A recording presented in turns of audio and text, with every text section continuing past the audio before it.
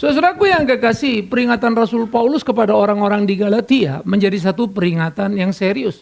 Karena mereka sudah diajarkan prinsip kebenaran, keselamatan dalam Kristus. Tapi baru saja sesaat Paulus meninggalkan jemaat Galatia, tampaknya jemaat Galatia sudah oleng oleh ajaran yang baru datang tentang sunat. Bahwa tidak akan ada satu keselamatan terwujud jikalau tidak ada sunat.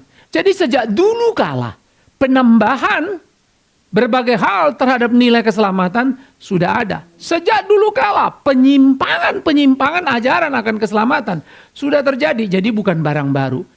Sebetulnya kita harus belajar mengerti bagian ini dengan serius. Memperhatikan Alkitab. Bagaimana pergulatan gereja pada waktu itu. Itu sebab ketika Paulus menulis surat, dia menjawab para penyesat sekaligus meneguhkan kepada umat supaya berdiri di tempat yang benar. Nah, saudara-saudara, mari kita lihat. Oleh karena itu Paulus juga pernah mengatakan satu pembelaan yang sangat menarik. Aku ini seorang Farisi dari suku Benyamin. Aku disunat dan aku giat menjalankan hukum Taurat. Apakah karena itu aku diselamatkan? No. Tapi kasih karunia Kristus. Maka orang seperti Paulus bisa rendah hati, sadar betul. Keselamatan bukan usahanya, bukan perjuangannya. Tetapi iman kepada Kristus. Kasih karunia yang Tuhan berikan. Paulus tidak pernah berminat mencari Allah.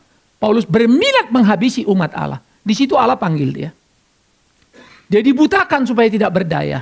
Dalam tidak berdaya dia tidak bisa apa-apa. Baru dia tahu itu Allah yang hidup.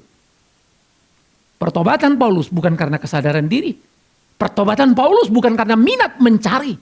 Pertobatan Paulus bukan karena pilihan agamawi. Panggilan yang luar biasa. Karena itu begitu kuatnya dia membicarakan semua. Karena dia seorang scholars, ahli dalam perjanjian lama. Dia menjalankan semuanya sebagai seorang Farisi. Sebagai seorang dari suku Benjamin. Murid dari Gamaliel.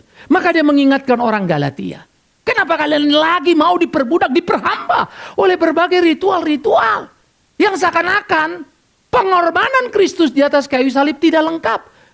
Padahal Ibrani sudah mencatat pengorbanan itu sempurna dan bersifat final.